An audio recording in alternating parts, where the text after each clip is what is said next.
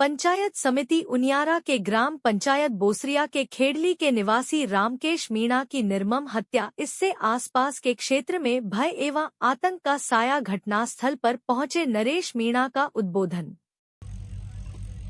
कहीं ऐसा नहीं हो कि हम इतना दबाव दे दें कि किसी निर्दोष को पकड़ लाए। पुलिस किसी को निर्दोष को पकड़ ले अगर हमारे दबाव में आते।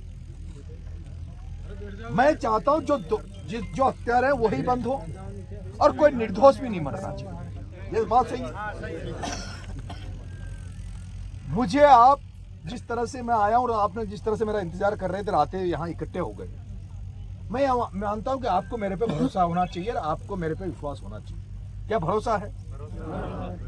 तो मैं ये निवेदन कर रहा हूं आप लोगों से, ये मैं निवेदन कर रहा हूं कि हमें इस बॉडी को पोस्टमार्टम के लिए भेज देना चाहिए।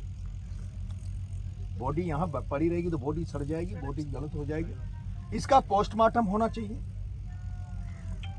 इसको बॉडी को भेज देते हैं। पुलिस अफसरों से अभी बात कर रहे हैं, क्या टाइम दे रहे हो, आपकी अब तक क्या रिपोर्ट है? साइबर सेल आपकी आ गई, यहां नहीं आई? डॉग स्क्वाड आपका आया कि नहीं आया? डॉग आ गया क्या आपका? नहीं, एमओवी की टीम आ गई, मैं एफएसएल वाली बात नहीं तो बिना डॉग जितेंद्र जी आप तो वहीं थे, समरावता में भी आप ही थे।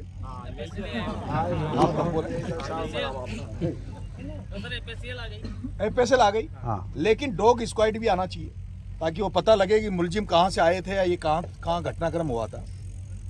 हमें एक एक चीज पूरी पारदर्शिता चाहिए। क्या पूरी अपन को एक एक चीज इसमें एक चीज निकल के आएगी, कितने लोग थे, कौन कौन थे, किस तरह से ये हुआ, उसकी पारदर्शिता आप पुलिस अफसरों से हमें चाहिए। मैं क्या आपकी तरफ से कह सकता हूं कि इनको ये बॉडी को हम जाने दें? क्या करेगा यहाँ रख के बॉडी?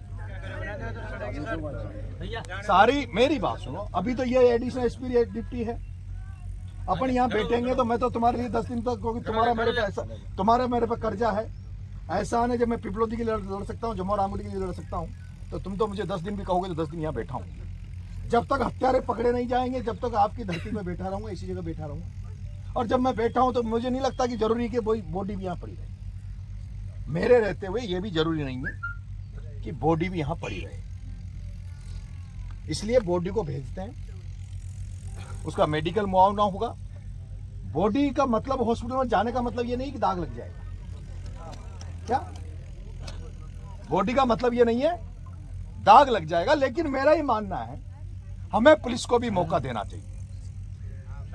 सारी पुलिस को अपन अपने पास ही लगा लेंगे तो फिर उनको गिरफ्तार करने कौन जाएगा? ये लोग डॉग स्क्वाड आएगा या साइबर सेल में इनके पास रिपोर्ट आएगी, उस रिपोर्ट को कौन बनाएगा भाई?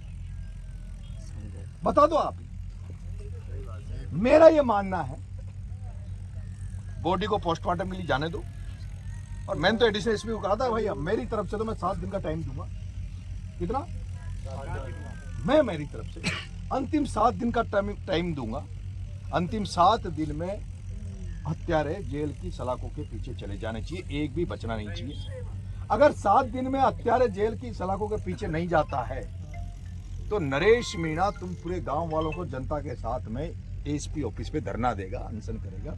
और मुझे विश्वास है कि जब मैं धरना अनशन दूंगा तो कुछ नहीं तो मिलेगा। अभी आप तय कर लो, अभी तो बॉडी को भेज रहे हैं अपन, मैं रात रुक रहा हूँ आप ही के लिए।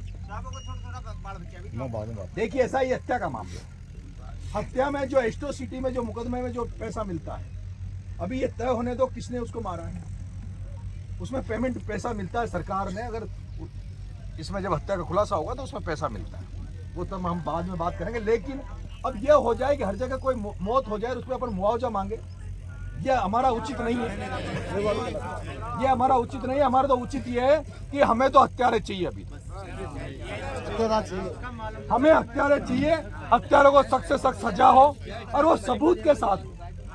ऐसा नहीं कि वो ब्लाइंड मर्डर नहीं, ब्लाइंड मर्डर ऐसा नहीं, ब्लाइंड हो उसका पूरा ये है।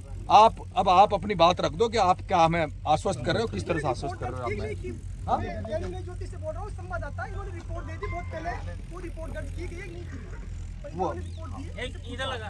देखो ये मामला हत्या का है। सुनो, ये मामला हत्या का है। आप पत्रकार हो, आपको सवाल करने का कोई नहीं है। जब हत्या का मामला है, ऐसा हत्या के मामले में संभव है कि एफआईआर लॉन्च नहीं होगी? आप एक बार रेडी, आप ही एक बार हमारी बात सुनो।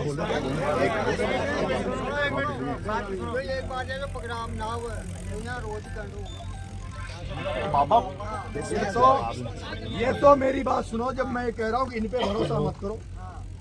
तुम्हारी लड़ाई आज भी मैं आया हूँ लड़ने, कल भी मैं लड़ूंगा, कल भी तुम्हारी लड़ाई में लड़ूंगा। अभी इनकी एक बार बात सुन लें तो ये क्या कह रहे हैं, कितना टाइम दे रहे हैं, कितने समय में कर रहे हैं। आज तो दाग लगेगा नहीं, सुन लो, आज तो दाग लगेगा नहीं, शाम हो गई, अभी पोस्टमार्टम भी शायद होगा कि नहीं होगा, ठीक है। आज तो नहीं लग रहा था, थोड़ी देर बाद बॉडी तो रात भर वहीं रहेगी, हम हॉस्पिटल से लाएंगे नहीं, क्योंकि यहाँ सड़ेगी बॉडी, बदबू मारेगी, बॉडी हॉस्पिटल में चली जाएगी, वो जो एसी रहता है बर्फ होगा सारी व्यवस्था, इसलिए बॉडी को तो यहाँ से रवाना करो, दाग कल तक लगेगा। हो सकता है रात भर में ये उनको गिरफ्तार कर ले, लेकिन इनको भी थोड़ी छूट दो, इनको यहाँ से छोड़ोगे तभी तो ये गिरफ्तार करेंगे।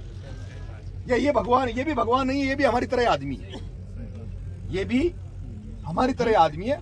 हम चाहते हैं आप बॉडी को ले जाओ पोस्टमार्टम के लिए, पंचनामा हम करवा देंगे, लेकिन हम चाहते हैं कि जल्दी से जल्दी, जितना जल्दी हो सके उतना तुरंत कार्रवाई करके इनकी गिरफ्तार।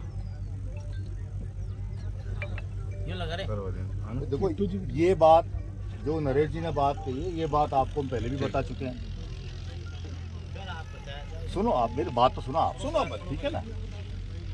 आप सही कह रहे हैं, बॉडी को आप मोर्चरी में भेजो, हम कोशिश कर रहे हैं बोर्ड से इसका मेडिकल पोस्टमार्टम इसका मेडिकल बोर्ड से उड़ियारस में करवा देते हैं हम।